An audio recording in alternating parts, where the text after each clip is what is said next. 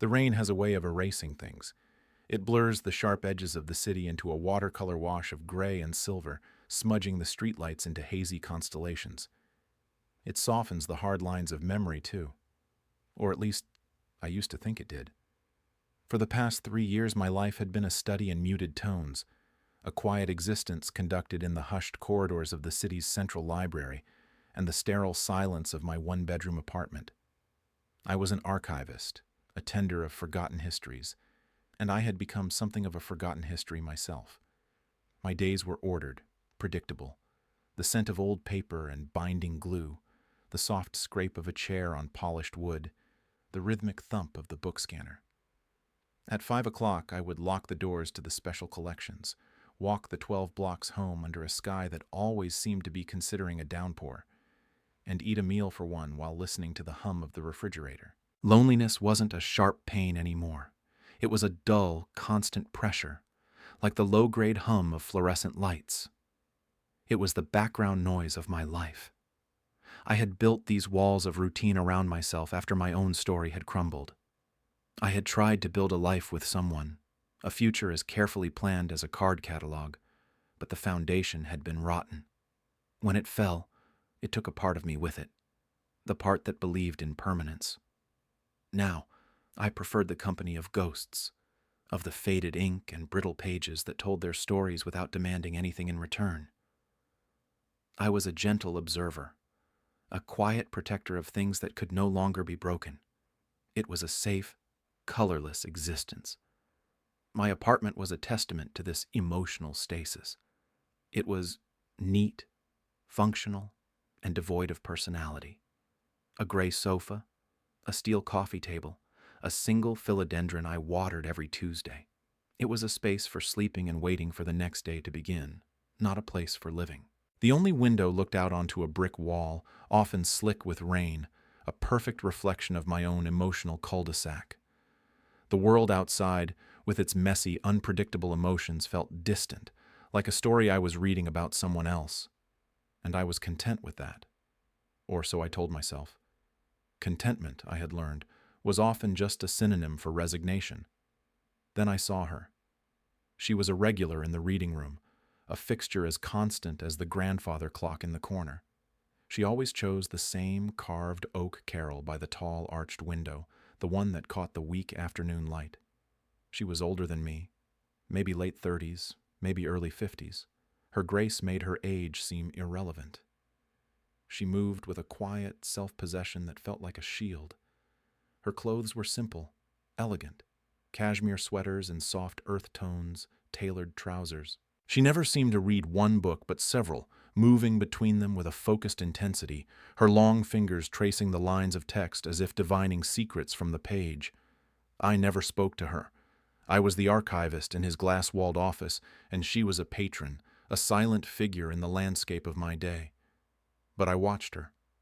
I noticed the way she'd press her lips together when a passage moved her, the almost imperceptible tilt of her head when she was lost in thought.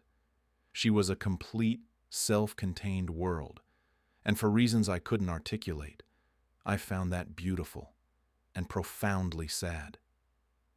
That day the rain was different.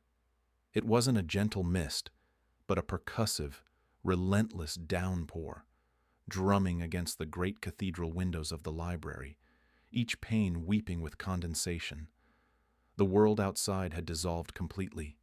Inside, the hushed quiet was deeper, more profound, punctuated only by the storm and the slow, heavy tick of the clock. I was cataloging a collection of 19th century letters when I looked up, my gaze drawn to her carrel as it so often was. Her posture was different. Usually, it was one of perfect poised stillness. Today, her shoulders were slumped, just slightly. Her head was bowed over a book, but I could see she wasn't reading. Then I saw it. A single, perfect tear slid from beneath her lowered lashes and traced a glistening path down her cheek. It caught the dim light, a tiny, liquid diamond of sorrow. She didn't move to wipe it away. It fell from her chin and vanished into the dark wool of her sweater. Another followed. My first instinct was to look away, to grant her the privacy she so clearly cultivated, to retreat back into my world of paper and ink. It was an invasion, this accidental witnessing of her grief. But I couldn't. It was like seeing a crack appear in a flawless porcelain vase. The imperfection made it real, vulnerable, and achingly human. My heart, a dull and dormant thing, gave a painful thud in my chest. Before I could stop myself, my feet were moving. I left the sanctuary of my office, the door sighing shut behind me. The vast reading room felt like a stage, every footstep echoing on the marble floor.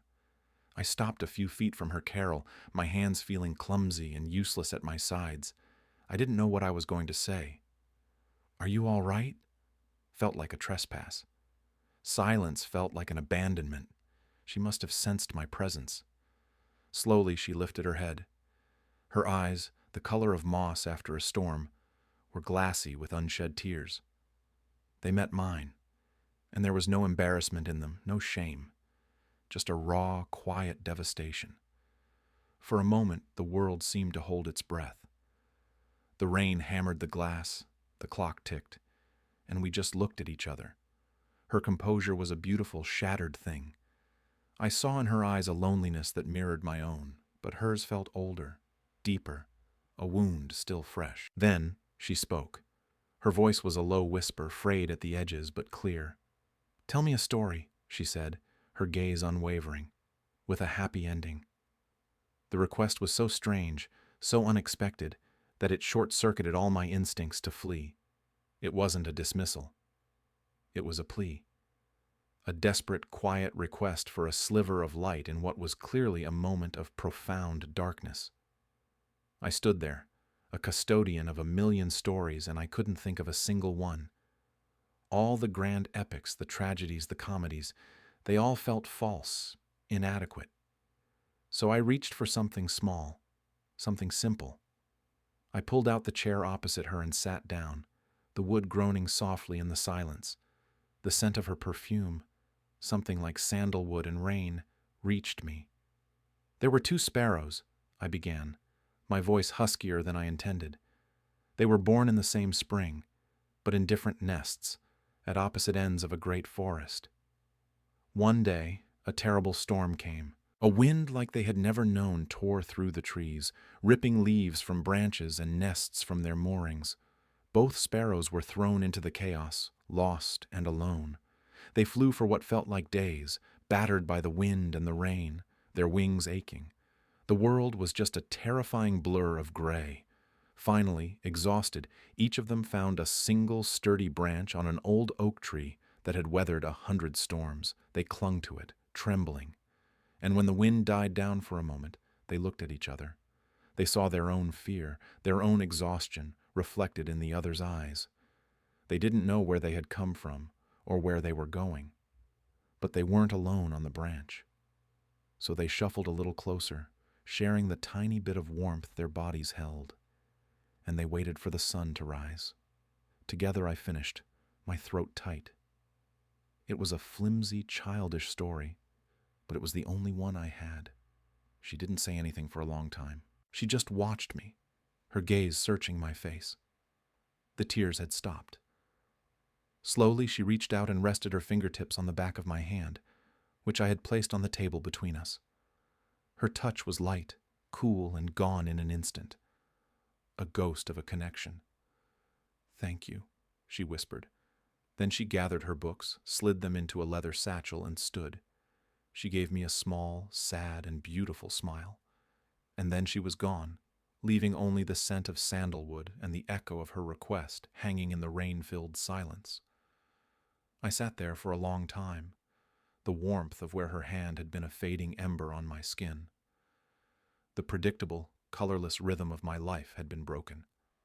A single, vibrant, and melancholic note had been struck, and it resonated deep within me. The next day she wasn't there, or the day after. The carrel by the window remained empty, a void in the familiar landscape of the reading room. I found myself watching it, waiting, a strange knot of anxiety tightening in my chest. I felt an absurd sense of responsibility. I had been given a glimpse behind her shield, and now she was gone. Had I said the wrong thing? Was my simple story an insult to her complex grief? My own sterile world, which had once felt like a comfort, now felt like a cage. The silence of my apartment was no longer peaceful. It was accusatory. On the third day, I broke another of my routines. I went to a small coffee shop near the library, a place I'd always walked past but never entered. I ordered 2 black coffees in paper cups. I walked back to the library, the warmth of the cup seeping into my hands, and placed one on the corner of her empty desk. It was a foolish gesture, a message in a bottle cast into an empty sea. I expected to throw it away, cold and untouched, at the end of the day. But when I came back from my lunch break, the cup was gone. In its place was a small square piece of paper folded in half. My name, Liam, was written on the front in elegant cursive script. I opened it. The note inside simply said, "It was a good story." My heart did that painful, unfamiliar thing again. It felt like hope. Our tentative orbit began. She returned to her Carol the next day. We didn't speak of the incident. We didn't speak at all, not at first. But a silent conversation unfolded. I would bring 2 coffees. She would leave a note. Sometimes the note would be a simple, "Thank you." Other times it would be a quote from whatever she was reading. "Hope is the thing with feathers," one read. "We are all in the gutter, but some of us are looking at the stars," said another. It was a correspondence of quiet kindnesses, of small, shared things. I learned her name was Ilara from the signature on one of the notes. Ilara. It suited her. It sounded like something ancient and graceful. I began to look forward to my days, to the simple ritual of the coffee and the note. It was a tiny pinprick of light in my gray existence. Slowly, tentatively, the silence between us began to fill with words. A quiet, "Good morning." A shared smile over a particularly loud tourist in the reading room. One afternoon she asked me about the letters I was archiving. I told her they were between 2 sisters separated during the war, their words a lifeline across a continent. She listened with that same focused intensity she gave her books, her moss-green eyes making me feel as though I were the most interesting story she had ever encountered. It was unnerving and wonderful. The walls I had so carefully built around myself were beginning to feel less like a fortress and more like a prison. The rain brought us together again. It was a late autumn evening, the sky a bruised purple. A sudden, violent thunderstorm had rolled in, and the library announced it was closing early due to a power surge in the district. I was packing my briefcase when I saw her standing by the grand entrance, staring out at the deluge. The streetlights cast long, shimmering reflections on the flooded pavement. She was without an umbrella, a small, still figure against the tempest. My heart hammered against my ribs. This was a choice. I could walk past, offer a polite nod, and retreat to my solitary world. Or I could step into the storm with her. "I can walk you," I said, my voice sounding too loud in the echoing vestibule. "I have an umbrella big enough for 2. She turned, a flicker of surprise in her eyes.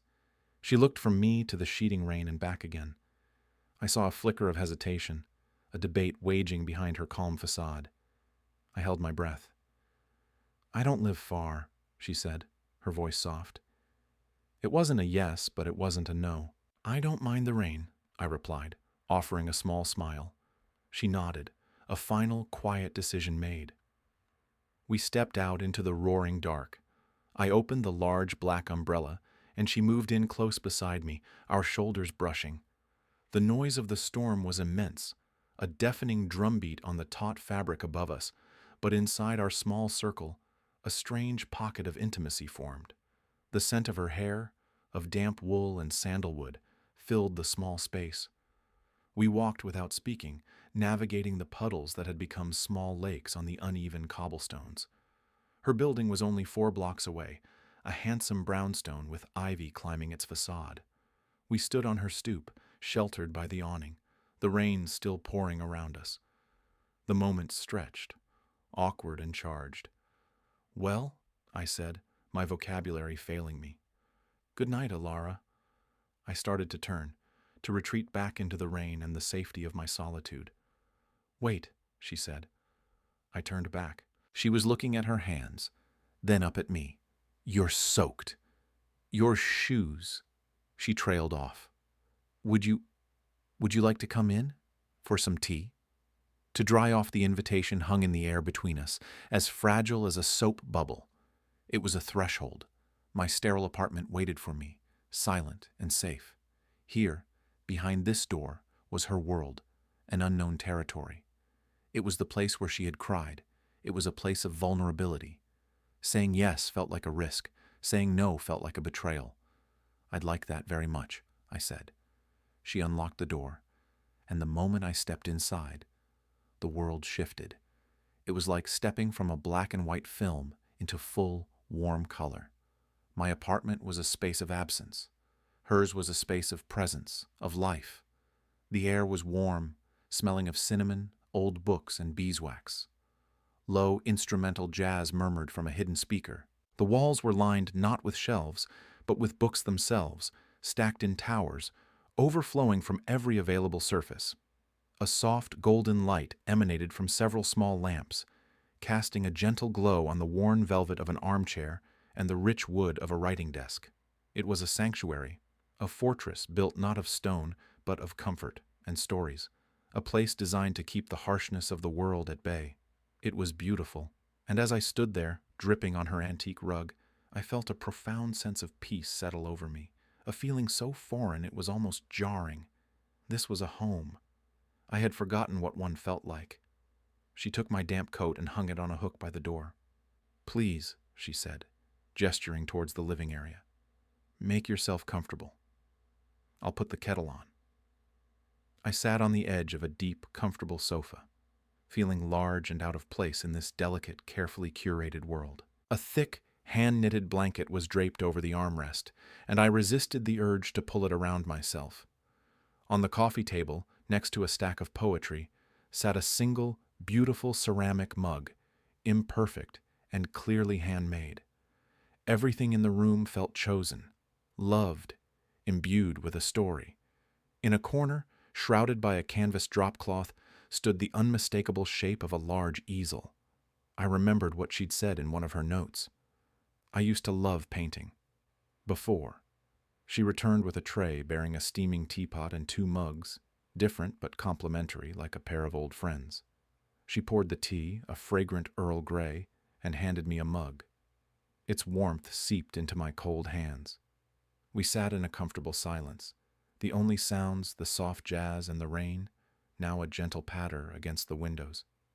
The storm outside was passing, but a different kind of storm, one of hope and fear, was brewing inside me.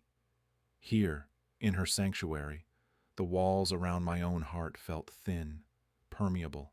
Your home is beautiful, I said quietly, the words feeling inadequate. She looked around, as if seeing it for the first time. It's my anchor, she replied, her voice soft. When you feel like you might drift away, it's good to have an anchor. The statement was simple, but it was weighted with a history I couldn't know. I nodded, understanding the sentiment more than she could realize. My routine, my job, my empty apartment, they were my own clumsy anchors, holding me in the shallow, stagnant waters of my life. Hers was an anchor dropped in a deep, warm harbor. We didn't talk about the library, or the rain, or the story.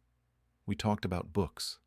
She told me about her love for Russian literature, for its grand, melancholic soulfulness. I told her about the quiet joy of holding a book that was 200 years old, of feeling the faint impression of the printing press on the paper. The conversation was easy, flowing like the music in the room. In this space, surrounded by her stories, I felt myself begin to unfold, the pages of my own tightly bound book starting to loosen. For the first time in years, I wasn't just an observer. I was a participant. And as the evening deepened and the rain finally subsided, leaving the world clean and glistening, I knew that stepping through her door had changed everything. I was no longer on the outside looking in. I was in the heart of the story. That rainy evening marked a quiet turning point. My visits to her apartment became a regular ritual, a gentle rhythm added to the cadence of our weeks. It wasn't every day, but often enough that the path from the library to her brownstone became as familiar as the path to my own sterile home. We would drink tea, or sometimes she would have made coffee, the rich scent of it a welcoming embrace as I stepped through the door. We talked about everything and nothing. The shifting colors of the autumn leaves, a frustrating passage in a book, the merits of different kinds of tea. They were small, mundane conversations, but they were building something between us, a bridge of shared moments over the chasm of our individual solitudes. We were weaving a tapestry of trust, one simple thread at a time. One evening, I found her struggling with a box of new books, her brow furrowed in concentration. "The delivery service just left it in the lobby," she said, a hint of frustration in her voice. "And my favorite shelf is full." "Let me," I offered, and spent the next hour helping her rearrange, making space, fitting her new treasures into her library of a home. We worked side by side, our hands occasionally brushing as we passed books back and forth. The touch was accidental, fleeting, but it sent a jolt of warmth through me every time. There, in the quiet industry of a shared mundane task, our connection deepened. It wasn't about words anymore. It was about presence, about the simple act of being there and helping to carry a small part of her world. After, we sat on the floor, surrounded by stacks of books, and she shared a bar of dark chocolate with me. The air was thick with the scent of old paper and the comfortable silence of a job well done. It was during one of these quiet evenings that the first real crack appeared in my own facade. We were discussing a novel about a man who loses his family, and Alara remarked on the author's skill in capturing the hollowed-out feeling of grief.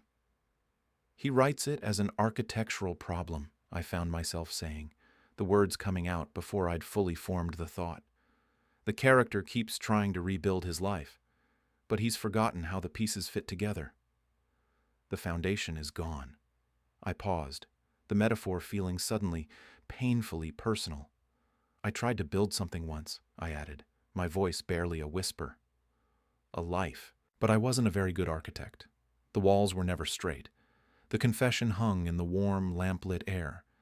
It was the most I had said about my past to anyone. I had expected her to ask a question, to press for details, and I felt a sudden urge to retract the words, to shore up the breach in my defenses. But Alara did not press. She simply looked at me, her gaze filled with a profound, quiet understanding. She didn't offer platitudes or easy comforts. She just listened, her presence a silent affirmation that my brokenness was safe with her. After a long moment, she looked over at the canvas-shrouded easel in the corner. "I used to love painting," she said, her voice soft and distant. "Landscapes, mostly. I loved capturing the way the light changes on the water, how the same place can look completely different from one hour to the next." She traced the rim of her teacup with her finger. "But then, someone took all the colors with them when they left. All I had left was gray." She finally looked at me. "Before." That single word, "before," was a story in itself. It was a door to a past she kept locked, but she had just shown me where the key was hidden. We were two architects of ruined houses, sitting together in the quiet sanctuary she had managed to build from her own wreckage. In that shared vulnerability, our bond solidified. It was no longer just about companionship. It was about recognition. I saw my pain in her, and she, I think, saw hers in me. We were two halves of a quiet, melancholic whole. The knowledge was both terrifying and exhilarating. The hope that had been a tiny, flickering candle flame inside me began to burn brighter, steadier. The comfort between us grew, and with it, a new and unfamiliar tension. The space between our shoulders when we sat on her sofa seemed to shrink. A lingering look, a shared smile that lasted a moment too long. The unspoken thing between us was becoming a tangible presence in the room. One night she was trying to light a candle on a high mantelpiece, and the matchbook was giving her trouble. I came up behind her, taking it from her hand. "Here," I said softly. I struck the match, the flare of it illuminating her face. My arm was around her, not quite touching. As I reached up to light the wick, I could feel the warmth of her body, smell the sandalwood scent of her skin.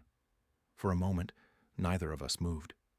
The world narrowed to the small space we occupied, the scent of cinnamon and melting wax, the soft sound of our breathing. It was a moment of pure, unadulterated intimacy, more potent than any kiss. And I saw the fear in her eyes. It wasn't fear of me. It was fear of this, of what was growing between us. The safe, platonic sanctuary we had built was being threatened by the wild, unpredictable tendrils of something more. I saw her retreat into herself, her shield of graceful composure sliding back into place. I stepped back, breaking the spell. The moment was gone. She was different after that. The change was subtle, but I felt it like a shift in barometric pressure. She was still kind, still welcoming, but there was a new distance in her eyes, a careful boundary in her posture. Our conversations became lighter, more superficial. She stopped leaving notes at the library. When I came to her door, she seemed hesitant to let me in. The warmth of her home was still there, but it felt as if a window had been left open, letting in a draft of the cold world outside. I felt the familiar chill of loneliness seeping back into my bones. The bridge we had so carefully constructed was trembling, and I was terrified it was about to collapse. I didn't know what I had done wrong, but I felt the fault was mine. I had brought my hope, my nascent feelings, into her safe space and, in doing so, had made it unsafe for her. The silence in my own apartment became unbearable again, a hollow echo of the comfortable silence we had once shared. I was back on the outside, looking in at a warmth I had only just begun to believe could be for me. The retreat was a quiet, agonizing fracture, and I didn't know how to mend it. The silence stretched for a week of empty carols and unanswered texts, a week of walking home alone in the rain, the umbrella feeling absurdly large for one person. Each day the gray tones of my old life seeped back in, washing out the tentative colors Alara had brought into it.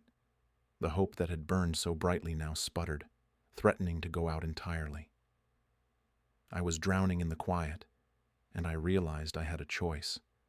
I could let her go, retreat back into the safety of my own emotional numbness, and accept that what we'd had was a brief, beautiful anomaly. Or I could fight for it. I could risk complete rejection for the chance of finding my way back into her sanctuary.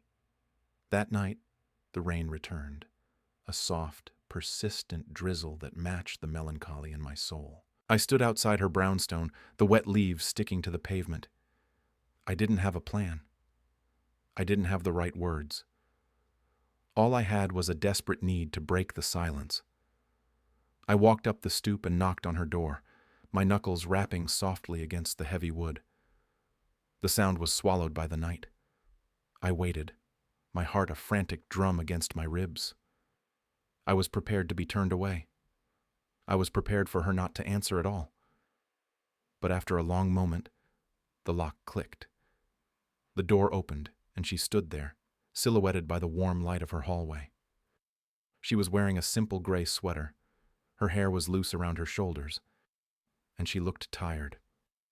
Her poise was frayed, her shield lowered. She saw me, and her expression was a mixture of sorrow and something else I couldn't name. She didn't speak. She just looked at me, her moss-green eyes searching my face. "I miss our silence," I said, the words a raw whisper. It was the truest thing I could say. It wasn't an accusation or a demand. It was a simple statement of loss. Her composure finally broke. A single tear traced the familiar path down her cheek. She stepped back, a silent invitation. I walked in, and she closed the door, shutting out the rain and the rest of the world. The jazz was not playing. The room was filled with a heavy, waiting stillness. We stood in the entryway, a few feet apart, the space between us charged with everything unsaid. "I'm sorry, Liam," she finally whispered, her voice thick with emotion. I got scared." "Of me?" The question was quiet, laced with my own fear. She shook her head, looking down at her hands. "No, never of you. You are the kindest, gentlest man I have ever known." She took a shaky breath. I was scared because it started to feel real. What was happening between us. And I don't know how to do real anymore. It's too dangerous. She finally met my gaze, her eyes brimming with a pain that was years old but still raw. The last time I trusted someone completely, the last time I built a life with someone, he didn't just leave. He took the whole world with him. He was a painter too, she said, with a sad, ironic smile. He just painted me out of the picture, erased me, and I promised myself I would never, ever give anyone that kind of power again. This was it, the heart of her story, the betrayal that had stolen her colors and left her with only gray. My heart ached for her, but I knew that pity was the last thing she needed. Promises were just words, and words were what had broken her. She needed something more solid. I closed the distance between us.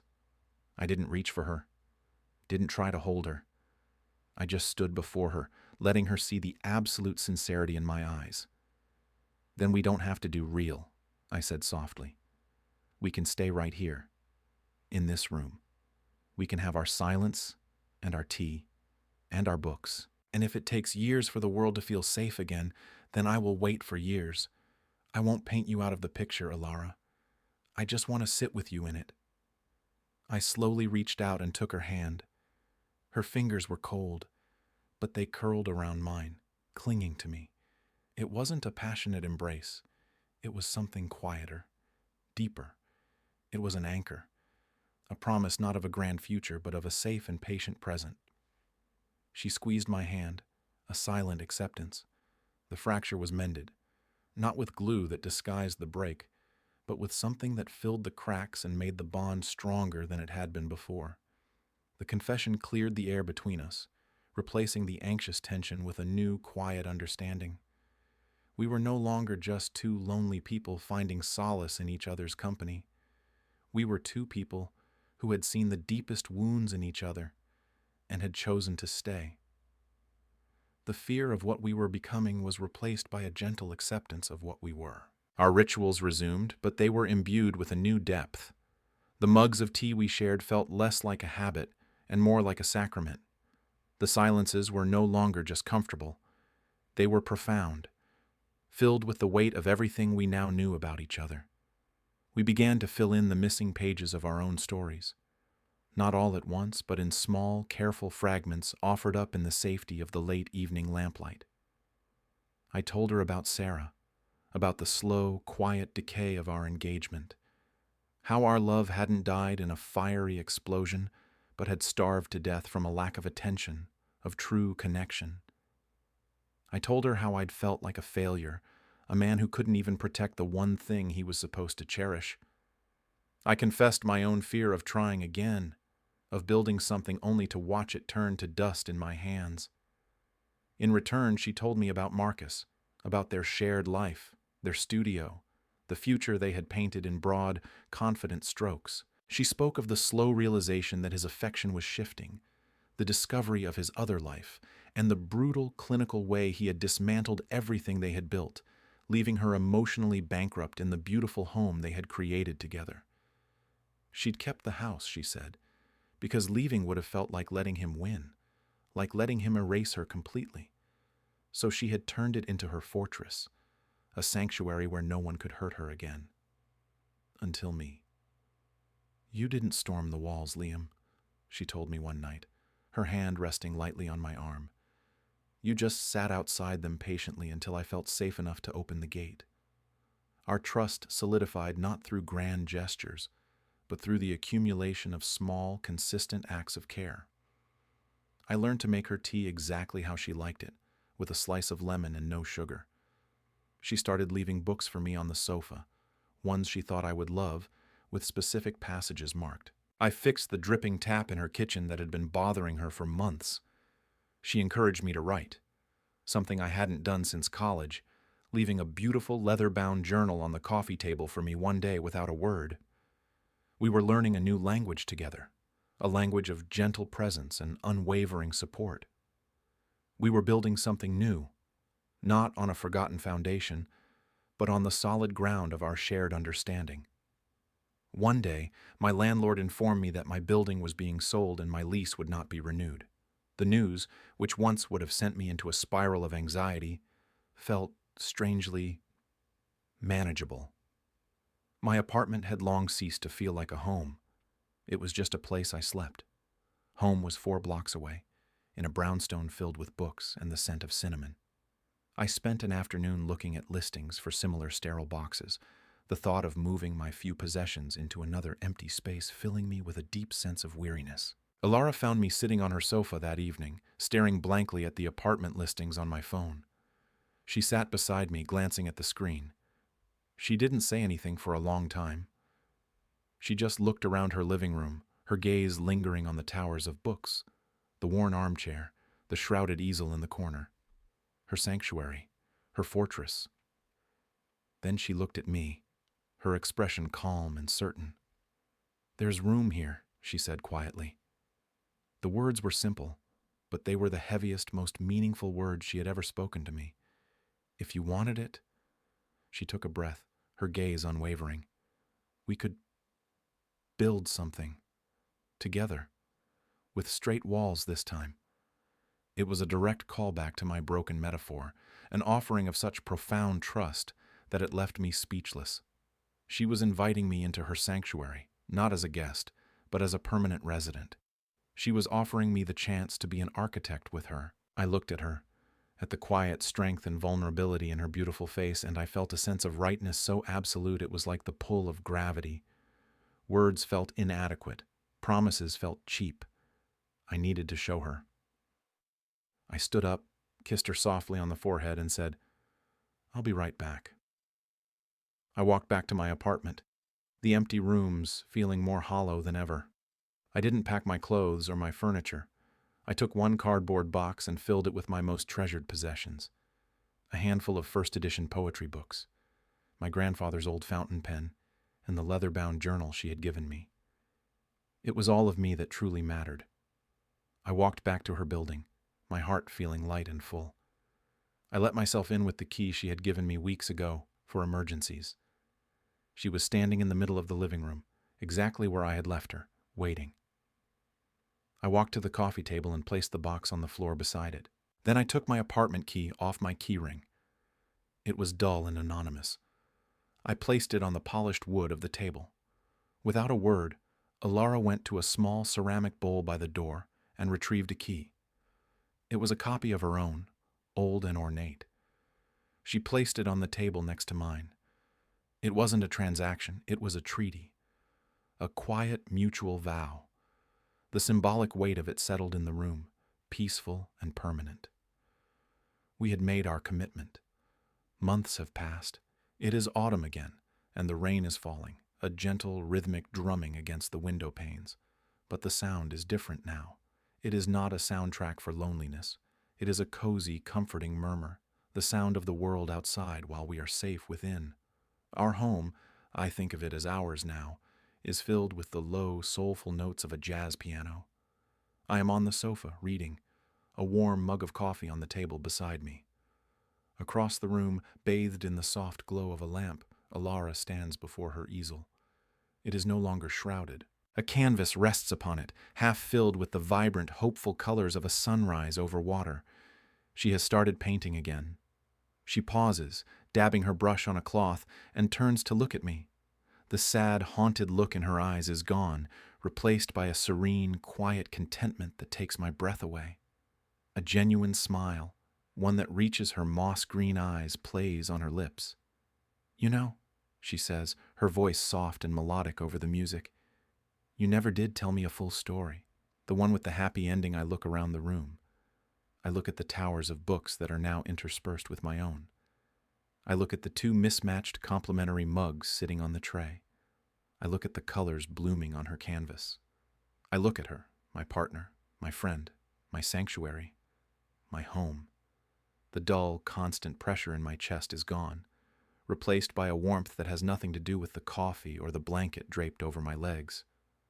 "I think we're living it," I say. She holds my gaze for a long moment, her smile widening. Then she turns back to her painting, adding a stroke of brilliant gold to the horizon. And in the quiet, contented stillness of the room, with the rain whispering against the glass, I feel the story's end, or rather its true and happy beginning.